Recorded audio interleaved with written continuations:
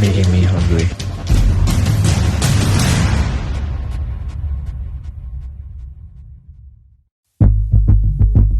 Last time, we finally found the tigress named Solo. She had made a fresh kill of a sambar deer.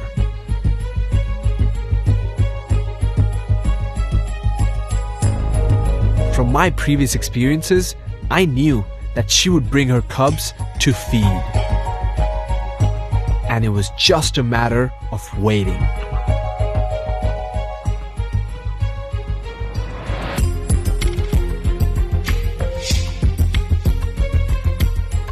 So we waited all day long.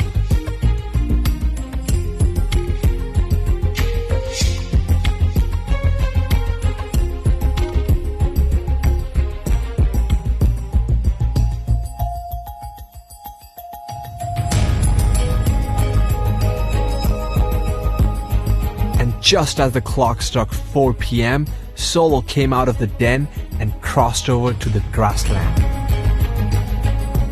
I was a little confused because it was still too hot out. Was she going to drink water or to get the cubs? Before we could answer any of those questions, she was back, and back with a bang.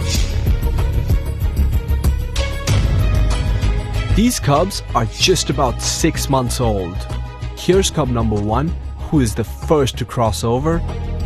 Then comes cub number 2, number 3, and number 4.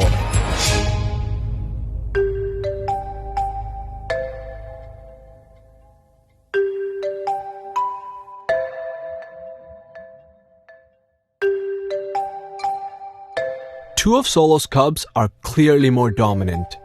One of them is a male cub, and he's got some attitude.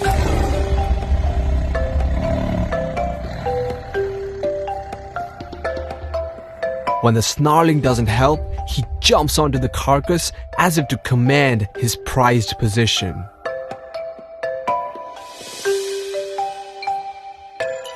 Good thing, he's one adorable commander.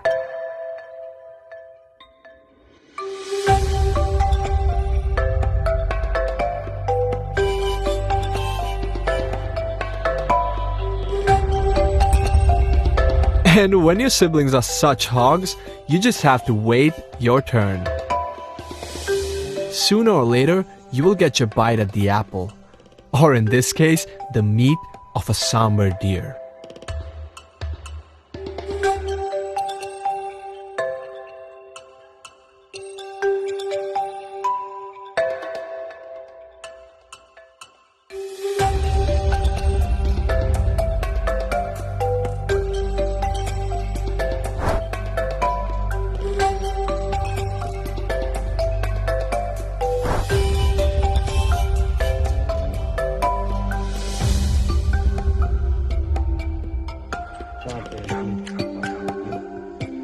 It's making me hungry.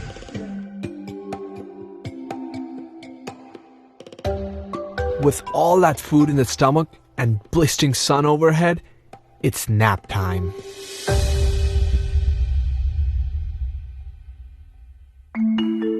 Big cats can sleep for up to 16 hours in a day. That's one good way to live. We knew that the family will not be going anywhere in this heat, so we took a break ourselves. The tigers must be sleeping and having a good nap, but we need to be alert, so we're gonna have some coffee.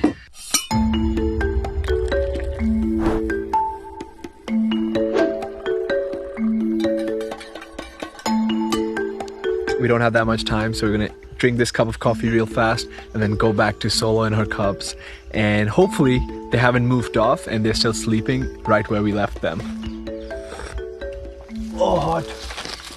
Oh, but that tastes really good. Cheers. Cheers, buddy. We were having a great day in Bandhavgarh, and it was only going to get better.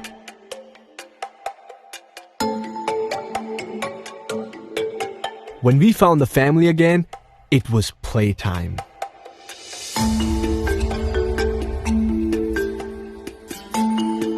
Unlike leopards, tigers are not meant for climbing trees.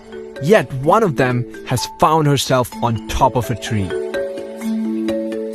Her sibling is really interested in whatever it is that his sister is munching on.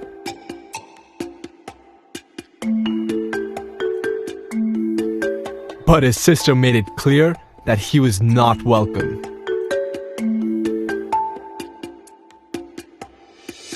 But time to try again.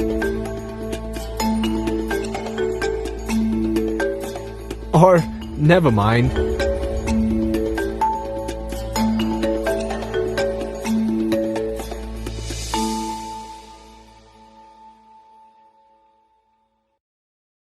I've been incredibly lucky to be able to spend time with this family. Tigers are an endangered species. At the dawn of the 20th century, there were some 100,000 tigers in the wild. That same number now stands around 3,900 individuals living in scattered locations. That's a 96% decline. A healthy breeding population of tigers is vital for their long-term survival. These cubs represent the future of this troubled species. One day, they will grow up, have their own territories, and maybe cubs of their own. For that to happen, we need inviolate spaces which are preserved and conserved for generations to come. There's no reason why we can't give these cubs a full chance to survive. Tigers have had a very dark and unfortunate past.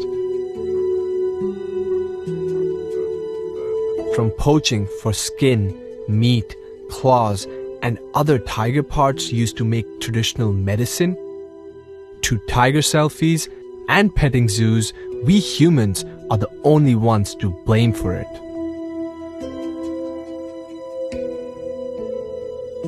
But the future of tigers does not have to be this way.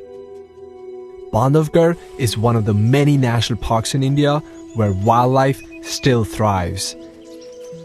And in the past decade, the global tiger population has registered an increase. In India itself, as a result of firm conservation efforts led in collaboration with local communities, tigers have rebounded.